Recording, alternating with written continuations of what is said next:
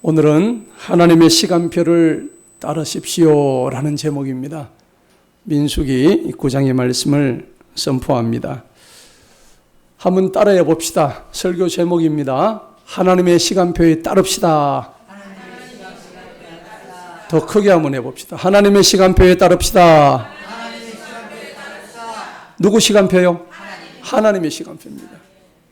이때는 어떻게 살아왔을까요? 내 시간표대로 살아왔어요. 맞죠? 내가 주인이 되었어. 내 시간표대로 살았다고요. 인생은 시간과의 여행이에요. 또 시간과의 싸움이죠.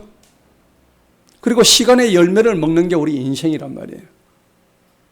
그러니까 시간이 얼마나 소중하고 얼마나 귀중한 것이에요. 그러니까 우리 영어 속담에 time is money 그래요. 시간이 곧 돈이래요.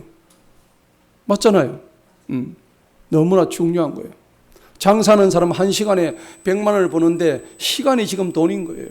이렇게 귀중한 시간이 우리한테 주어지는데 참 감사한 것은 시간은 누구에게나 24시간, 1년 360일 다 공평한 거예요.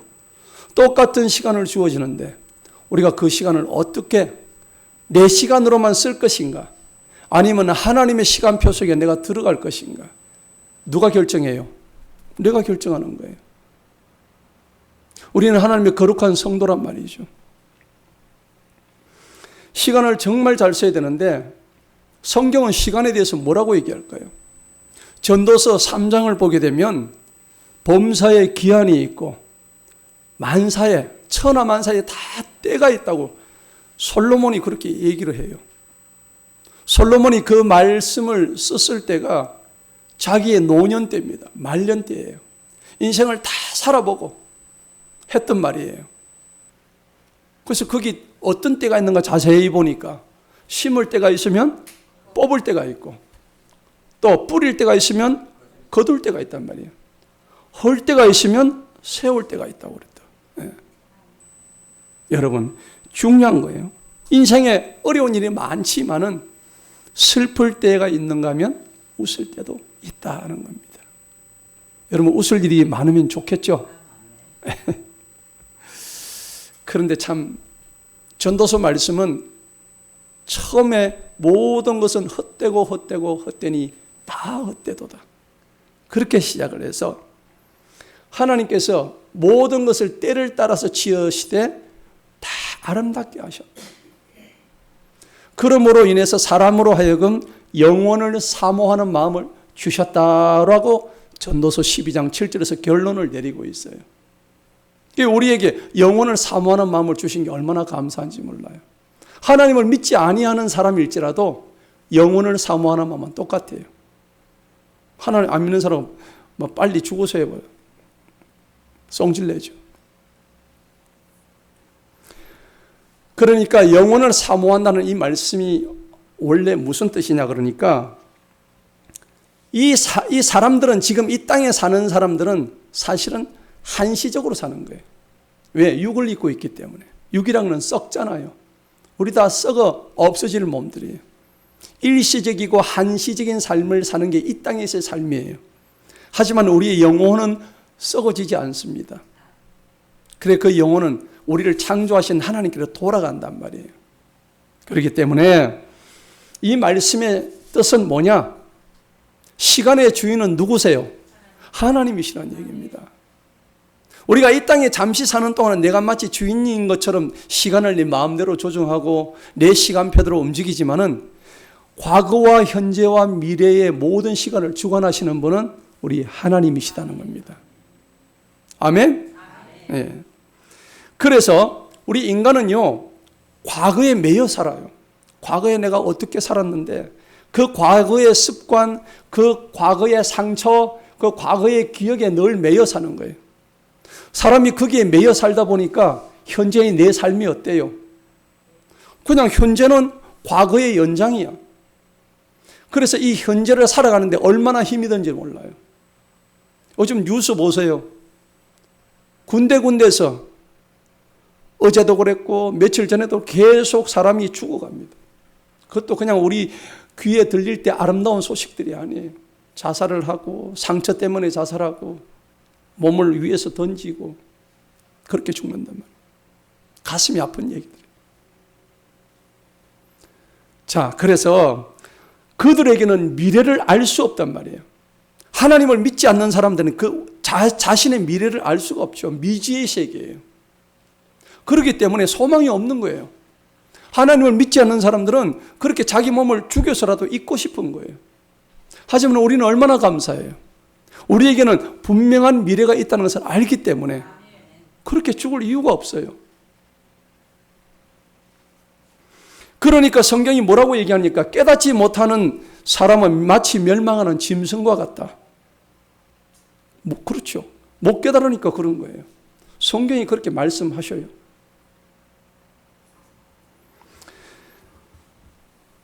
여러분, 영국의 그 유명한 희극 배우 찰리 채플린이라는 사람이 있어요. 우리 인생을 두고 그 사람은 굉장히 희극 배우잖아요. 찰리 채플린의 그 이렇게 연기를 보면 얼마나 재미있어요. 그런데 그분이 그런 말을 했어요. 인생은 멀리서 보면 희극인데 가까이 가서 보면 전부 다 비극이라고 그런 말을 했어요. 희극 배우가 그런 얘기했어요. 코미디언이잖아요. 저는 그 말에 굉장히 공감해요. 여러분은 똑같은 생각일 거예요. 자, 왜 그렇게 인생이 가까이서 보면 다 일일이 비극인가? 우리의 시간은 한정적이기 때문에 그래요. 우리의 몸들 보세요. 나이가 들어가고 내가 어떻게 할 수 있는 일들이 점점 제한됩니다. 그리고 힘도 떨어지고요. 기억력도 감퇴되고 가면 갈수록 눈도 멀어지고 우리 권사님 이번에 눈 수술했지만 아무튼 우리의 육신은 한정적이란 말이에요. 그런데 우리에게 주어진 시간을 하나님 시간표 안에 들이대게 되면은 하나님이 주시는 말씀이 우리를 지배하게 돼요. 예레미야 29장 11절에 뭐라고 그랬냐니까 너희를 향한 나의 생각을 내가 안다고 말씀하셔요. 곧 그것은 평안이요 재앙이 아니래요. 하나님이 백성들에게 그렇게 말씀을 하셔요. 그리고 내가 너희에게 미래와 희망과 소망을 주는 것이다 라고 말씀하신단 말이에요. 여러분, 하나님을 믿는다는 것이 바로 우리가 신앙생활을 한다는 거잖아요. 신앙생활을 한다는 것의 핵심이 뭘까요? 굉장히 중요한 문제예요. 신앙생활을 내가 시작했다는 말은 여태까지 내 방식대로 삶의 방식을 펼쳐나가다가 이제는 나의 삶의 방식을 포기하고 하나님의 말씀의 방식대로 살아간다는 걸 의미하는 거예요. 시간의 개념을 대입하자면 내 시간표대로 살아가는 거예요. 이때까지는. 그런데 내 시간표를 전부 다 접어버려요. 이제는 누구의 시간표예요? 하나님의 시간표대로 살아가는 겁니다. 하나님이 그걸 요구하고 계신 거예요. 그러니까 이 말씀은 뭐냐? 신앙생활은 내 시간표를 없애버리고 내가 하나님의 시간표 안으로 편입되는 것을 의미해요. 우리는 하나님은 토기장이인 것을 우리가 인정하는 거죠. 나는 토기장이의 손 안에 있는 질그릇이다 하는 것을 알 수 있는 거예요. 하나님은 똑같은 흙을 가지고 하나는 요광으로 만들 수 있고 하나는 궁중에 아주 좋은 금그릇으로 만들 수도 있는 거예요. 누구의 주권이죠? 하나님의 주권이에요. 내 뜻이 아니에요. 그러니까 우리가 똑같은 신앙생활을 하면서 똑같은 겉모습을 보는데도 저 사람은 과거에 매여 사는 사람, 과거의 생각을 가지고 있는 사람이 있는가 하면 어떤 사람은 완전히 변화된 삶을 살아가는 사람이 있어요. 중요한 것은 뭐냐? 내가 지금 무엇을 먹고 있느냐에 따라서 내 몸의 상태가 달라져요. 내가 지금 어떤 생각을 하느냐 따라서 내 인생이 결정되는 거예요. 내가 지금 현재 어떤 일을 하고 있는가 이거에 따라 가지고 내 인생이 전적으로 변화가 된다는 겁니다. 그렇기 때문에 신앙생활은 내 것, 내 의지, 내 뜻, 내 시간표를 완전히 버리는 거예요. 그러니까요, 내 신앙의 가장 큰 걸림돌이 누군지 아세요? 그게 바로 나예요, 나. 내 자아라고요. 아직도 버리지 못했던 내 자아가 내 신앙의 가장 큰 걸림돌이에요. 내 자아, 내 자신. 이게 역설이죠. 그렇기 때문에 신앙이라는 것은 우리가 하나님의 시간표대로 살아가는데 시간에는 두 종류가 있어요. 연대기적으로 서술적으로 처음부터 끝까지 가는 크로노스의 시간이 있는가 하면 우리는 특정한 시간에 내가 삶의 변화를 맞게 되는 어떤 특정한 순간을 카이로스의 시간이라고 그래요. 저와 여러분은 오늘 특정한 순간에 하나님을 만났고 그 하나님을 경험하기 위해서 그 카이로스의 시간을 경험하기 위해서 오늘 이 자리에 있는 줄 믿습니다. 얼마나 감사한지 몰라요. 여러분은 카이로스의 시간을 아마 다 경험했을 거예요. 여러분들이 만난 하나님이 다 계시다고요. 그리고 내가 설령 그런 카이로스 특별한 하나님을 만난 경험이 없다고 할지라도 일상에서 하나님을 만날 수 있는 잔잔한 은혜를 받을 수 있다는 것도 큰 은혜예요. 그리고 여러분들이 그런 카이로스의 시간을 늘 갈구하고 있으면 모세가 하나님을 만난 것처럼 반드시 만나게 되어 있다고요.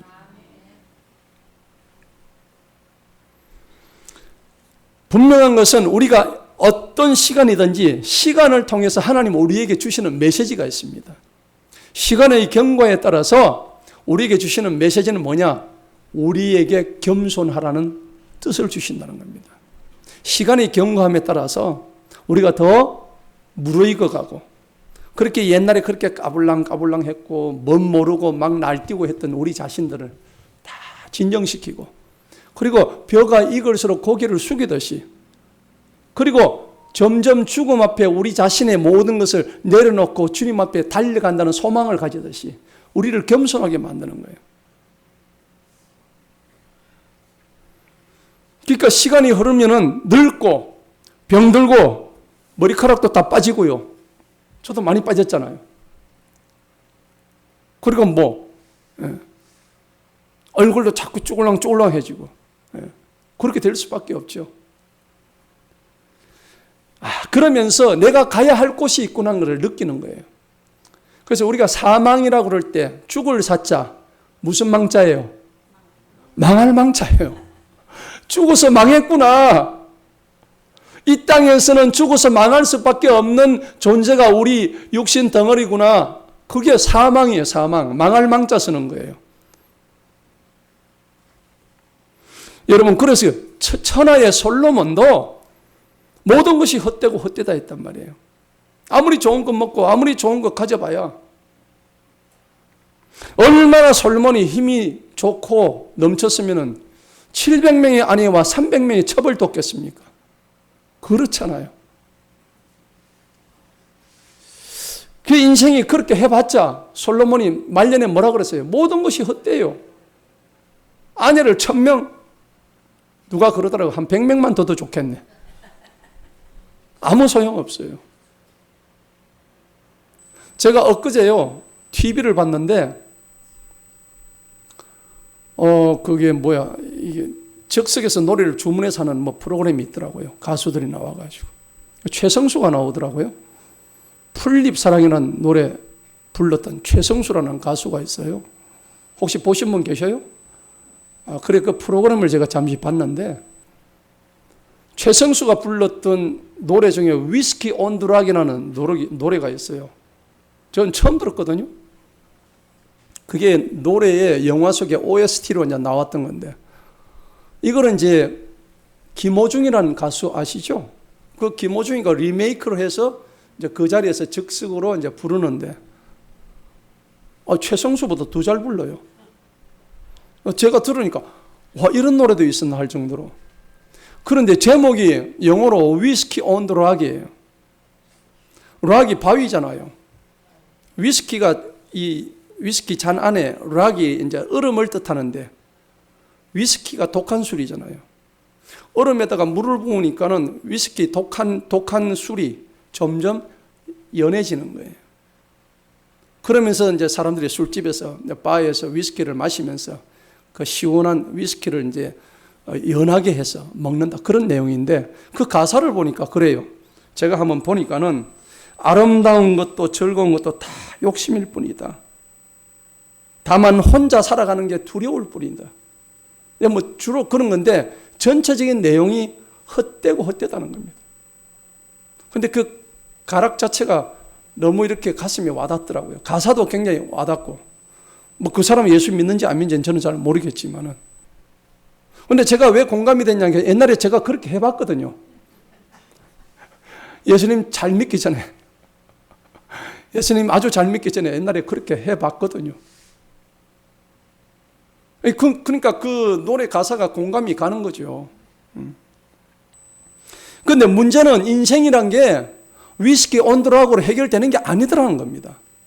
아무리 위스키를 그렇게 먹어도 마셔도 해결이 안 돼요. 그냥 그 노래는 그 순간의 어떤 그런 허무함, 그걸 반영할 뿐이지 근본적인 해결책은 줄 수 있는 게 아무것도 없어요. 천하의 솔로몬도 그 전도서에서 결론이 뭐냐? 전도서 12장 13절에 뭐라고 했냐? 일의 결국을 다 들었으니 사람은 하나님을 경외하고 그의 명령들을 지킬지어다. 그게 솔로몬의 결론이었어요. 일의 결국은 뭐냐? 하나님은 경외하는 게 최고다. 이게 모든 사람의 본분이니라 하고 그렇게 해서 전도서를 결론을 짓습니다. 오늘 저와 여러분들이 각각의 하나님을 특정한 시간에 만난 그 카이로스 시간이 다 있단 말이에요. 저는 15년 전에 카이로스 시간이 있었어요. 하나님을 만났어요. 머리를 띵 하면서 만났어요. 하나님이 어느 날 제게 찾아오셨어요. 그리고 내가 너를 사랑하기 때문에 내가 너에게 암을 주노라. 저는 암을 받고 난 뒤에 너무 기뻤어요. 의사가 당신 암이요 할 때 나는 할렐루야가 나오더라고요. 왜? 나는 이미 그 전에 죽었던 목숨이었거든요. 큰 사고도 2번 있었고 저는 지금 덤으로 사는 거죠. 덤으로 살아가는 거예요. 가슴을 절제하고 심장에 큰 수술을 2번을 하고 죽어서도 벌써 죽었어야 될 목숨이 오늘 이렇게 살아서 주님 앞에 헌신하고 있다는 이 자체가 너무 감격스러운 거예요. 나만의 그런 카이로스 시간이 있었는데 여러분 오늘 본문의 모세도 마찬가지예요. 모세란 사람은 애굽 왕실에서 띵까띵까하고 얼마나 좋게 살 수 있었겠어요. 성격도 빵자였어요. 얼마나 혈기가 씌었던지요. 사람을 때려 죽였어요.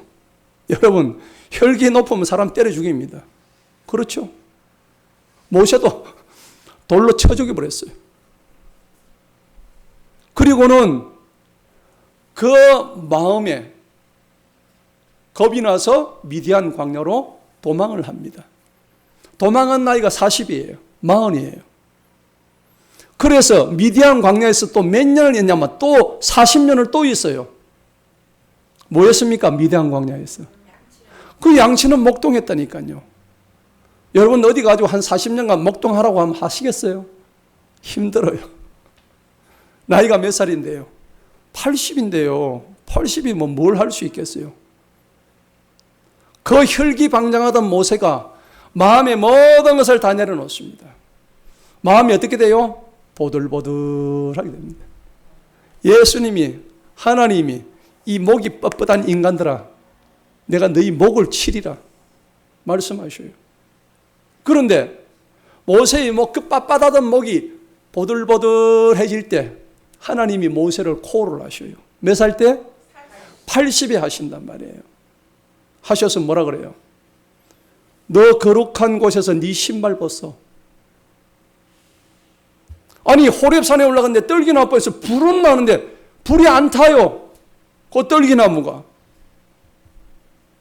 그것이 나중에 성령의 임재, 하나님의 임재인 줄 나중에 알게 돼요.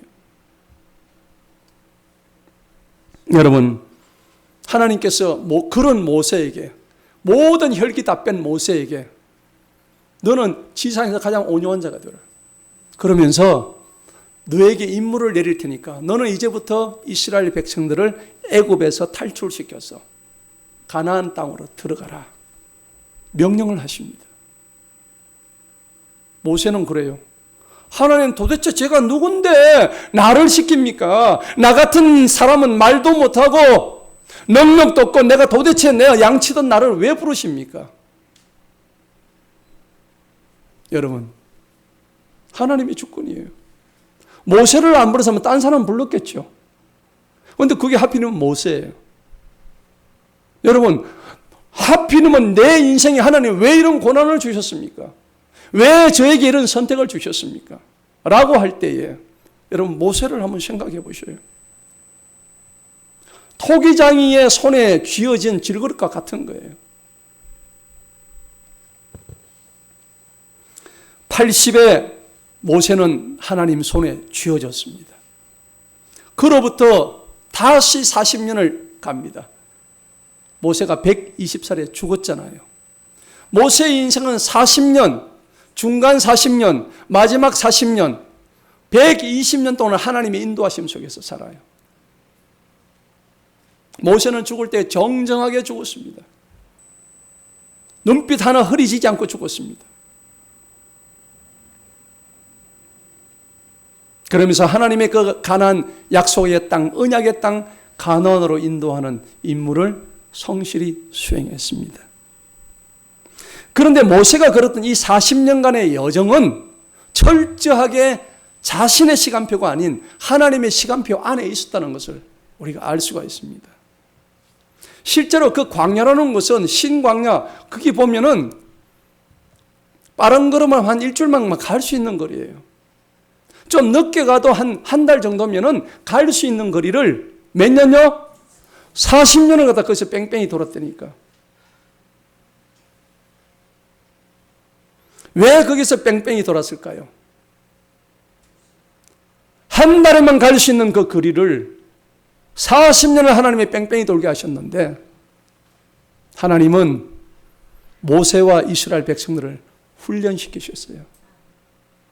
연단시키셨어요. 그리고 하나님의 주시는 그 고난과 고통을 이해하기를 바라셨어요. 왜? 나는 너희의 시간표가 중요하지 않다. 나의 시간표를 너희들이 가지기 원한다. 주님이 원하셨거든요. 여러분, 우리가 일을 할 때 어떤 일이든 그래요. 주님의 뜻을 우리가 제대로 알지 못하면 마음이 어떻게 될까요? 급해집니다. 마음이 급해지면 우리가 일을 할 때 어떻게 될까요? 악수듭니다. 바둑 둘 때도 천천히 장고하면서 해야 되는데 요거 봐라, 여기 놓으면 잘 될 것 같다. 근데 그게 악수가 되는 거예요. 망하는 길이에요. 그렇기 때문에 우리가 자전거를 봐도 그래요. 자전거에 바퀴가 2개 있어요. 앞바퀴하고 뒷바퀴가 있는데 역할이 달라요. 힘을 가하는 바퀴는 어딜까요? 뒷바퀴입니다. 동력을 전달하는 건 뒷바퀴예요. 힘을 주는 바퀴는 뒷바퀴라고요. 앞바퀴가 하는 역할은 뭡니까? 앞바퀴는 방향을 잡잖아요. 동일한 힘이 주는데 방향을 왼쪽으로 잡으면 왼쪽으로 갈 수밖에 없어요. 근데 내가 가야 되는 건 지금 정중앙이에요. 주님이 가신 길이에요. 주님이 오라고 하시는 그 길이에요. 주님이 가신 길은 십자가의 길이에요. 그런데 힘은 너무너무 좋아요. 핸들을 왼쪽으로 돌리고 오른쪽으로 돌리고 지 마음대로 돌리는 거예요. 어떻게 될까요? 배는 산으로 가는 거예요. 가다가 꼬랑창에 처박는 거예요. 안타까운 일이죠. 여러분, 모세에게 40년이라는 세월은 그 미디안 광야에서 양치기 했던 그 40년이라는 세월은 힘 빼는 시간이었어요. 힘을 빼야 됩니다. 여러분, 유도를 잘하는 사람 보면 특징이 있어요. 어깨에 힘이 들어가 있어요? 안 들어가 있어요? 힘이 안 들어갑니다. 수영할 때 어깨에 힘이 잔뜩 들어가면 팔이 나가요? 안 나가요? 안 나갑니다. 여러분, 유도는요, 제일 먼저 배우는 게 낙법이에요. 쓰러지는 걸 배워야 돼요. 넘어지는 걸 배워야 유도를 배운다니까요. 내가 넘어지면서 그 힘으로 상대방의 힘을 역이용하는 하는 거예요. 상대방을 넘어뜨리는 거예요. 내가 넘어지면서. 그러니까 힘을 빼야 되는 거예요. 모세가 미디안 광야에서 40년 동안 하나님께 연단받은 일은 뭐냐? 네 어깨 힘 빼. 너 눈 아래 힘 좀 빼. 네 입에 지금 네 말에 힘 좀 빼. 그거였다고요. 여러분, 내 속에 내가 죽어야 성령님이 사십니다. 죽어야 합니다. 따라합시다. 죽어야 삽니다. 잘 죽읍시다. 평소에 이런 말 하면 안 되겠죠? 그래요. 성령 안에 계실 때 우리가 잘 죽어야 되는 거예요. 모세는 자기의 힘, 자기의, 자기 생각, 자기 시간표가 완전히 소멸된 시점에서 하나님이 콜하셨어요. 모세야, 이리 와라. 내 앞에 서라. 너 신발 벗어. 주님이 말씀하셨어요. 모세는 그때 무릎을 꿇었어요. 내가 너를 위해서 해야 할 일이 있단다. 너 200만 되는 저 이스라엘 백성들을 네가 끌어내라. 그런데 광야에 들어왔습니다. 이제 광야에서 다시 40년을 또 보내야 돼요. 광야에 오니까 아무것도 없었어요. 눈에 보이는 건 아무것도 없습니다. 그냥 돌멩이, 자갈, 황량한 바람, 모래, 사막. 아니, 그 광야에서 도대체 뭘 먹고 살아라고 하나님이 우리를 이렇게 인도하시지? 백성들이 원망하고 불평했어요. 차라리 종살이 하더라도 거기 부추 먹고 고기 먹고 그 했던 애굽으로 돌아가는 게 낫겠다. 원망했습니다. 불평했습니다. 모세를 돌로 던지가 죽이려고 막 그랬어요.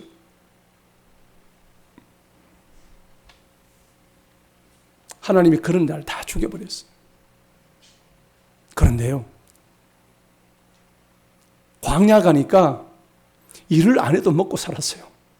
40년 동안 하나님이 아무도 굶어 죽은 사람 한 사람도 없었습니다. 신기하잖아요. 신발 하나 부러뜨지 않았습니다. 옷 하나 헤어지지 않았습니다. 성경에 분명히 그렇게 기록되어 있다고요.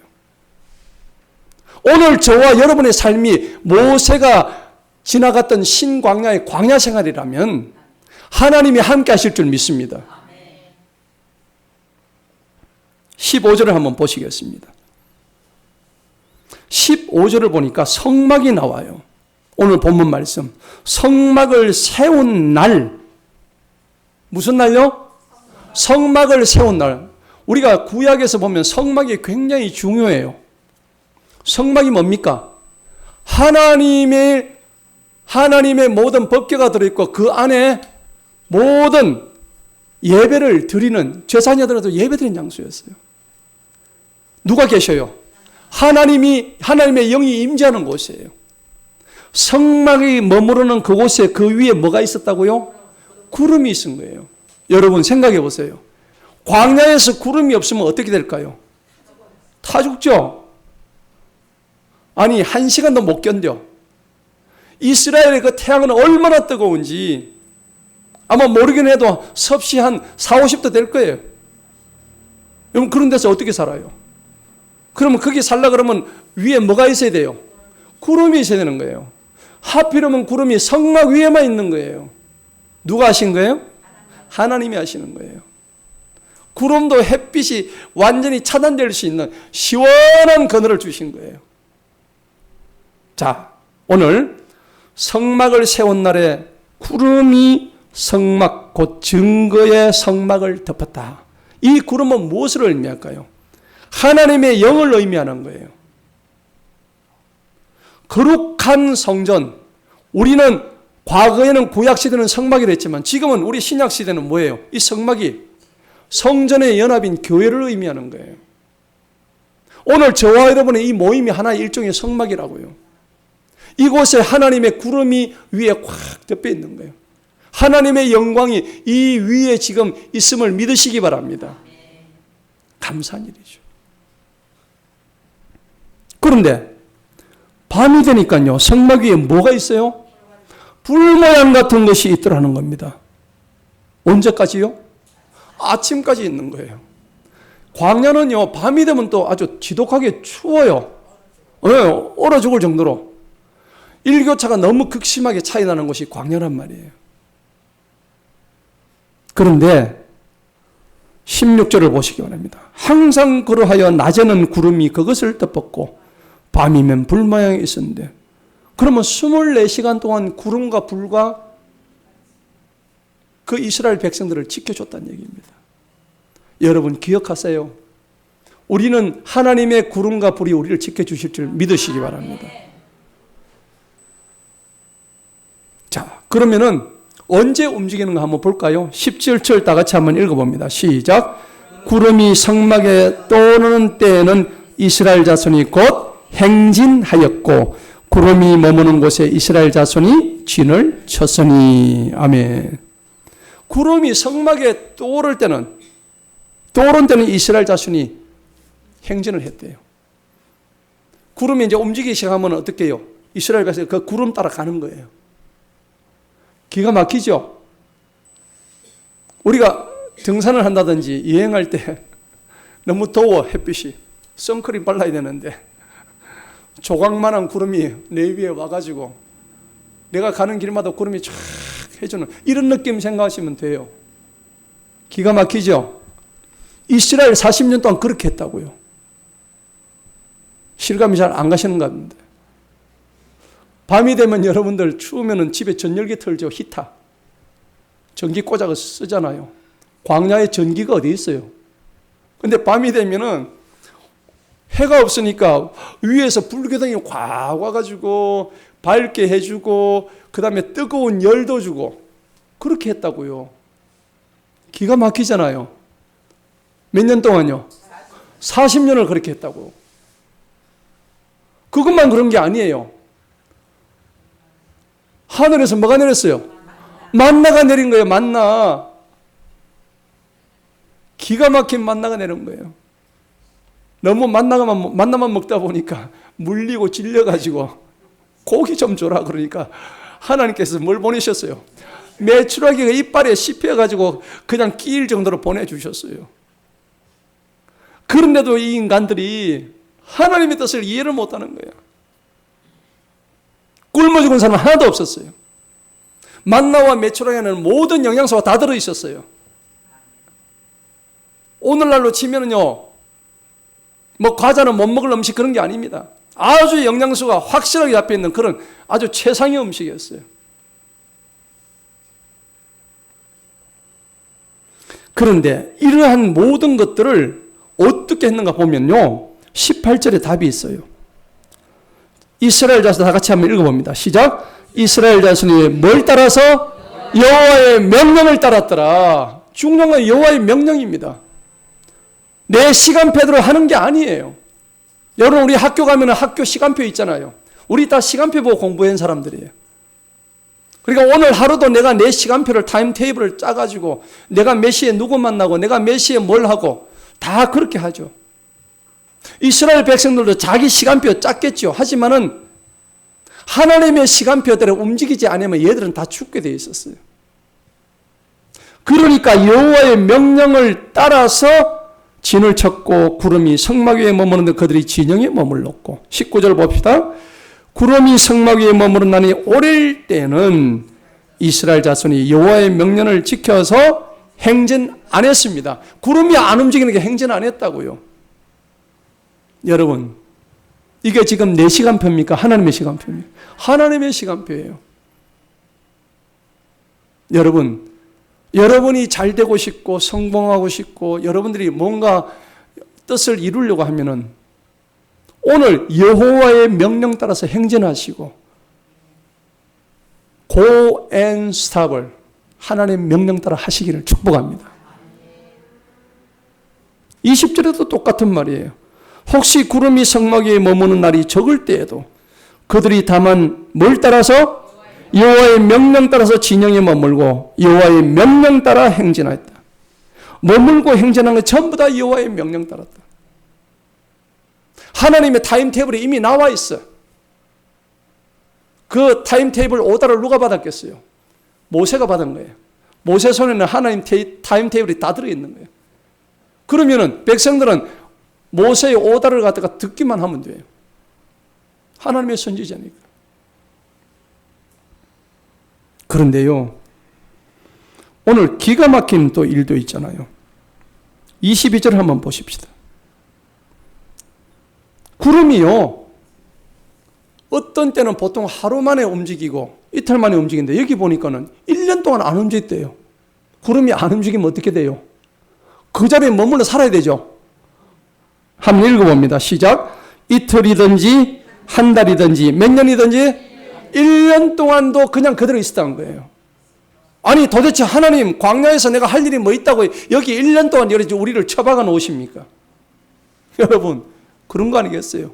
입에서 불만이 나오죠.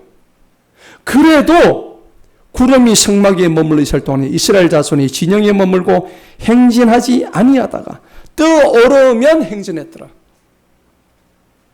여러분 여기서 우리가 교훈을 받으시기 바랍니다.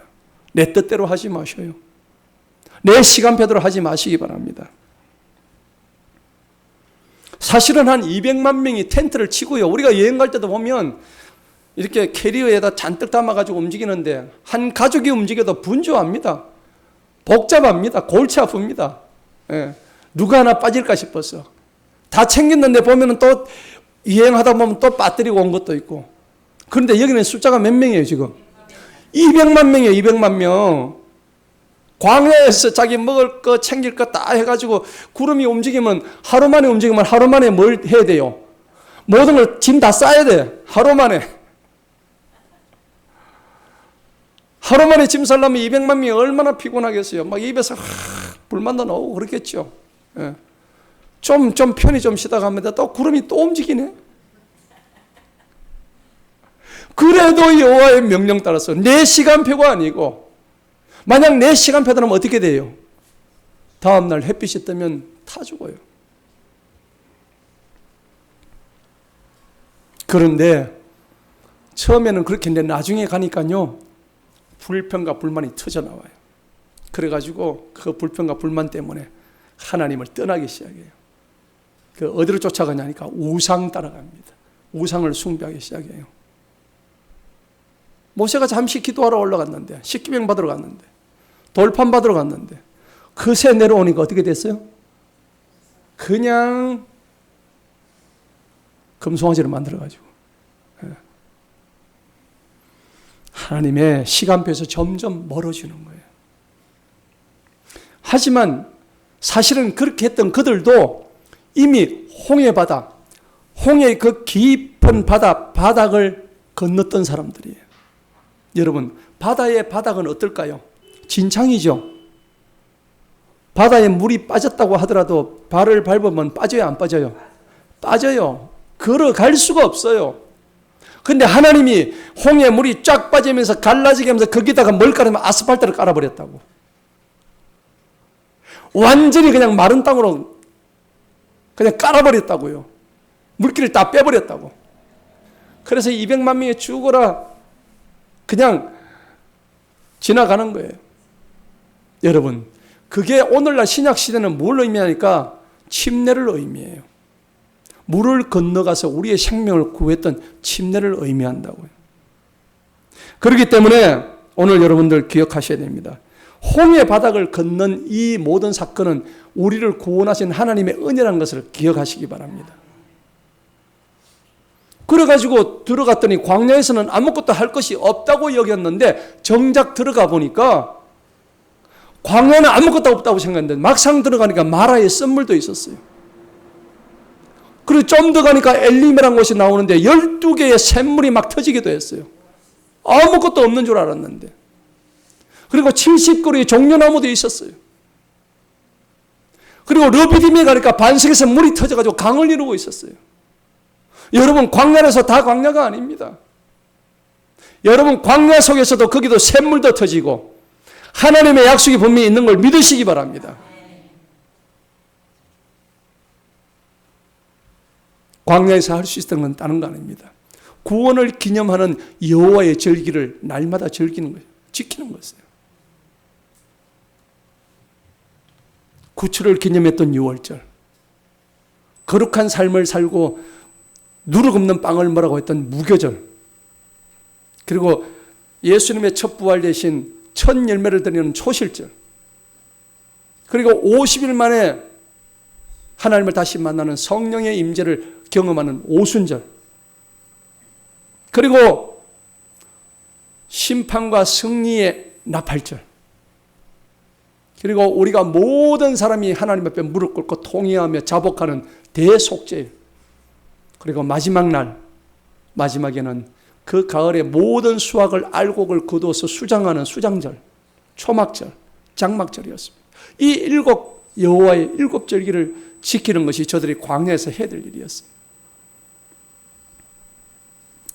사랑하는 성도 여러분, 시편 37편 7절에 보면 하나님 앞에서 여호와 앞에서 잠잠하고 참고 기다리라고 했습니다. 왜? 내가 일을 하는데 왜 네가 먼저 깝치냐? 내가 지금 일을 하고 있는데 왜 네가 먼저 나서느냐? 주님 말씀하셔요. 하나님의 때는 내가 어깨에 힘을 뺄 때 하나님이 일하십니다. 일이 잘 안 되고, 여러분 왜 일이 잘 안 되고 내 마음대로 안 되고 또 불편하고 불만이 생길까요? 그거는 하나님의 뜻대로 하지 않고 내 뜻대로 하려고 하고 하나님의 시간보다 내 시간표를 갖다가 먼저 생각하기 때문이에요. 그래서 하나님의 시간표를 오해한 것입니다. 여러분 자녀 문제 있죠? 걱정하지 마세요. 기다리세요. 하나님이 일하십니다. 제가 오늘 설교를 준비하면서 사실은 우리 효원이하고 통화하면서 그래서 제가 삐를 받아서 오늘 이 설교를 준비한 거는 맞아요. 우리 효원이가 지금 남친하고 사귀면서 결혼을 앞두고 있잖아요. 결혼을 앞두고 있는데 둘이 좋아해요. 서로 사랑한대요. 그럼 빨리 결혼해야 되잖아요. 그런데 남자가 아직 결혼할 생각이 없어. 어떻게 해요? 부모 입장에서 마음이 답답하죠. 저 엄마가 굉장히 마음이 답답했나 봐요. 제가 그랬어요. 그렇게 하지 마라. 결혼을 앞둔 나이긴 하지만은 서로 좋아하는데 언젠가 하게 되면 하겠느냐. 여태까지 하나님이 인도하셨듯이 반드시 그렇게 인도하실 줄로 믿는다. 결혼을 약속을 안 한 게 아니고 결혼을 약속을 한다 그러면은 초조해하지 마라. 나이는 점점 차가는데 하나님께서 일하심을 갖다 우리가 분명히 알아야 되는 거예요.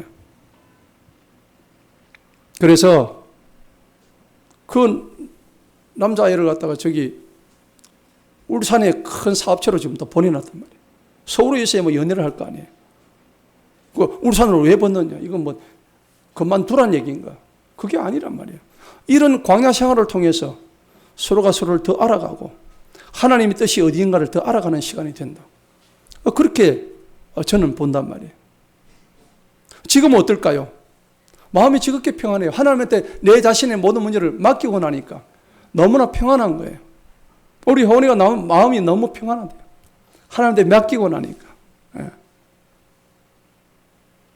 내가 무슨 내 시간표대로 하려고 그러니까 안 된단 말이에요. 하나님 시간표대로 하려고 하니까 그 안에서 다 이루어진다는 것을. 하나님의 일하심. 사실은 매 단계마다 하나님의 일하심을 느껴왔거든요. 여러분 자녀들이 교회 안 온다고 걱정하지 마세요. 여러분 하나님이 일하시고 있음을 여러분들 깨달으시기 바랍니다. 우리 자녀들 교회 안 온다고 걱정하지 마시고 믿음을 가지고 기다려준다면 어느 순간에 하나님께서도 우리 자녀들을 갖다가 돌아오게 하십니다. 정신 바짝 차리게 하십니다. 공부할 때 되면 공부하게 하십니다. 돈 벌 때 되면 돈 벌게 하십니다. 왜? 어떤 것도 하나님의 사명을 갖다가 자기들이 받기 때문에 여러분들이 기도하시게 되면, 부모로서 기도하시게 되면 하나님께서 기다려 주시는 거예요. 때를 주신다는 겁니다.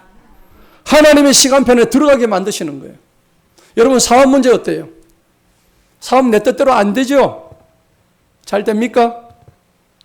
자, 내 마음대로 안 된다고 초조해하거나 서둘지 마세요. 악수듭니다. 절대 그거 아니에요. 여러분들 절대 기억하세요. 더디 가도 주님의 길을 가세요. 대신에 주어진 일에 집중하시기 바랍니다. 집중하는데 하나님한테 포커스를 맞추고, 하나님, 나는 하나님께 묻고 나아가겠습니다. 우리가 뭐 교통에도 그런 말이 있잖아요. 3분 빨리 가려고 하다 30년 빨리 간다고. 그죠? 그러니까 길거리에서 너무 서둘면 안 되는 거예요. 성공 좀 늦으면 어때요? 하나님은 나의 성공에 그렇게 관심 있는 거 아니에요. 착각하지 마세요. 내가 성공하고 안 성공하고 그게 중요한 게 아니라고요. 하나님은 하룻밤에 13만 8천 명 더 없애버리시는 분이에요.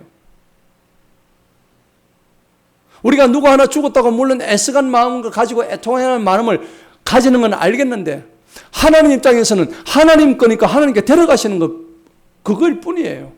우리 인간의 입장에서 뭐 굉장히 애쓰가지만은 하나님 볼 때는 100만 명 데려가도 섭섭지 않아요.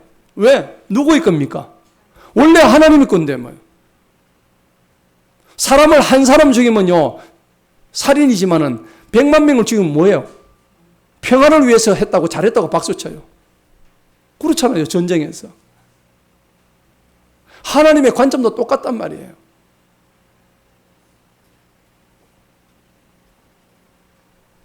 사랑하는 성도 여러분, 교회도 마찬가지입니다. 저도 목사지만은 여러분들을 위해서 기다리고 있는 거예요. 담임 목사가 저 집사님은 언제까지 저러고 있나? 내가 이러면 나 목사 못해. 그렇지 않겠습니까? 우리 교회는 언제 이래 부흥하겠노? 부흥이 뭔데? 뭐 숫자? 아니에요. 주님은 한 마리 잃어버린 양을 위해서 이 땅에 왔다는데 목사들을 앉아서 어떻게 숫자 채울까? 아니에요. 완전 헛다리 짚은 거예요. 부흥이 뭡니까? 한 영혼의 완전히 그 영혼이 리바이벌 되는 게 진정한 부흥이에요. 그게 부흥이지. 어떻게 숫자 채우는 게 부흥이 될 수가 있나요?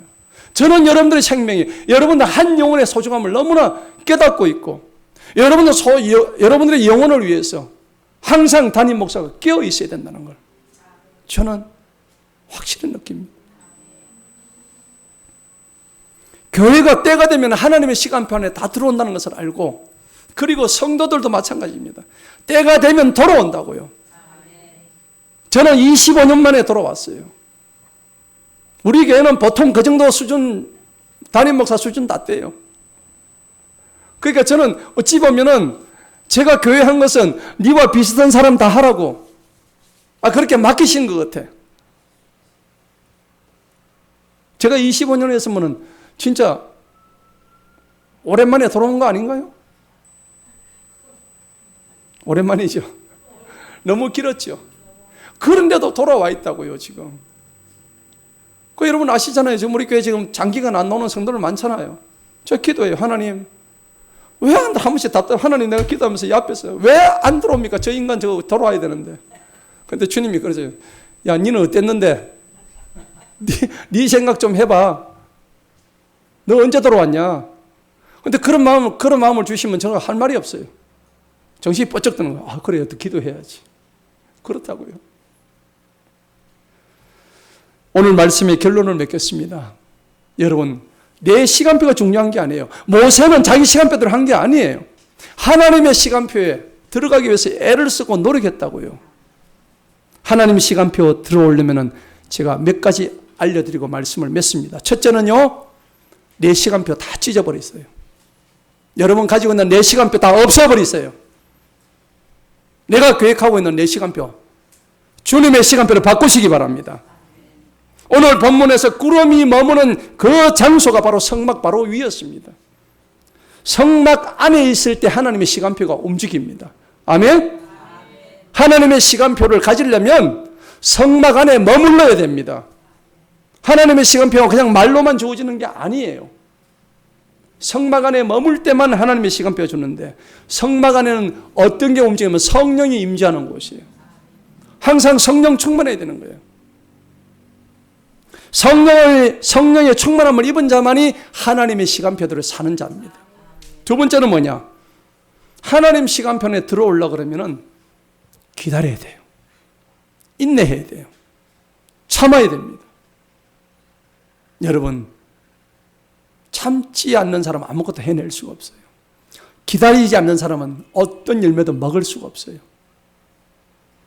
그래서 로마서 12장 2절에도 하나님의 뜻을 분별하기 위해서는 하나님께서 기뻐하시고 온전하게 하신 뜻이 무엇인지 알아야 되는 것이에요. 하나님 뭘 기뻐하시는지. 여러분, 지금 세상은 종말을 향해 달려가고 있다는 걸 여러분 다 아시잖아요. 이스라엘 백성들을 위해서 하나님이 준비하신 선물 3종 세트, 선물은 아니죠. 이건 재앙 3종 세트입니다. 뭡니까? 전염병과 기근과 칼이잖아요. 거기다가 하나 더 추가한다 그러면은 지진이죠. 과거에 다 있었던 거예요.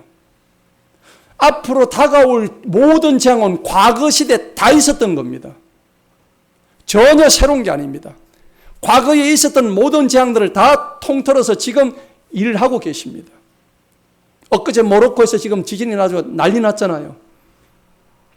팬데믹을 통해서 지금 코로나 새로운 변종이 지금 또 오고 있잖아요. 하나님의 손 대시면은 하루 전에 28,000명, 이스라엘 백성들이 28,000명 다 죽여버리시는 거예요. 그렇기 때문에 마지막 때의 믿음은 뭘까요? 기다리는 거예요. 인내하는 믿음이에요. 계시록의 믿음은 인내의 믿음이에요. 앞으로의 믿음은 인내의 믿음밖에 없어요. 끝까지 견디는 자가 구원을 받으리라. 할렐루야.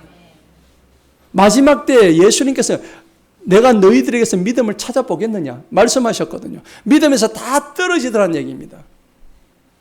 여러분, 그럼 교회에서 얼마나 몇 사람이나 구원받을 수 있을까요? 안타까운 일이에요. 하나님은요, 여러분의 재정 상태 다 알고 계셔요. 모를 줄 알죠? 하나님이 여러분의 건강 상태 다 알고 계셔요. 하나님이 여러분의 마음의 상태를 다 알고 계신다고요. 아멘? 하나님께서 나를 지금 어떤 상황으로 몰아넣으신 거예요. 꼼짝달싹 수 없는 그런 상황으로 몰아넣으셨다면 하나님이 그런 이유가 있는 거예요. 인정하세요. 하나님, 나를 왜 이렇게 어렵게 하십니까? 나를 이렇게 어렵게 해야 그 어려움을 통해서 하나님을 깨닫는 거예요. 여러분, 불평하지 마세요. 불평이 나오더라도 그걸 감사로 바꾸는 힘이 복음의 힘인 줄 믿으시기 바랍니다. 성도가요, 무언가를 기다리는 시간은 절대 낭비하는 시간은 아닙니다. 오해하지 마세요. 내가 뭔가를 기다린다. 주 안에서 뭔가를 기다리는 것은 바로 소망을 의미하는 거예요. 내가 하나님이 안 보이는 그 시간에도 하나님은 엄지에서 나를 위해 일하고 계신다는 것을 믿으시기 바랍니다. 얼마나 감사해요. 그리고 세 번째입니다. 순종하세요. 이스라엘 백성들은 모세의 지도자, 그 리더십을 가진, 그러니까 진정한 리더십은 팔로우십이에요. 따라야 되는 거예요. 섬겨야 되는 거예요. 내가 먼저 섬기고 내가 먼저 순종하는 거예요. 순종이 제사보다 낫습니다. 그리고 마지막으로 모든 것은 관계입니다. 관계가 무너지면 다 끊어지는 거예요. 다 무너지는 거예요. 관계는 두 가지가 있어요. 첫째는 위로 하나님과의 관계가 있고, 두 번째는 아래로 사람과의 관계가 있어요. 하나님의 관계를 잘하는데 사람과의 관계 못하면 꽝입니다. 그건 진정한 관계가 아니에요. 사람과의 관계는 잘하는데 하나님과 관계가 엉망이다. 그건 아예 하나님을 몰랐던 사람이에요. 우리가 그리스도인으로서 진짜로 하나님을 안다 그러면은 모든 인간관계는 주 안에서 형통해질 줄 믿습니다. 따라서 우리는 여기서 성공해야만이, 관계에서 성공해야만이 모든 일이 풀어지고 역사해지고 형통해지는 일들이 나타나는 겁니다. 진정한 관계는 하나님의 시간표 안에 있을 때만 풀린다는 사실을 기억하시고, 이제는 내 성격, 내 과거, 내 습관, 내 혈기 다 버리고 하나님과의 만남과 성령의 임재 속으로 들어가서 주님의 형통을 입는, 그래서 하나님의 시간표에서 영원히 복락 누리는 저희들 되기를 축복합니다. 하나님 아버지,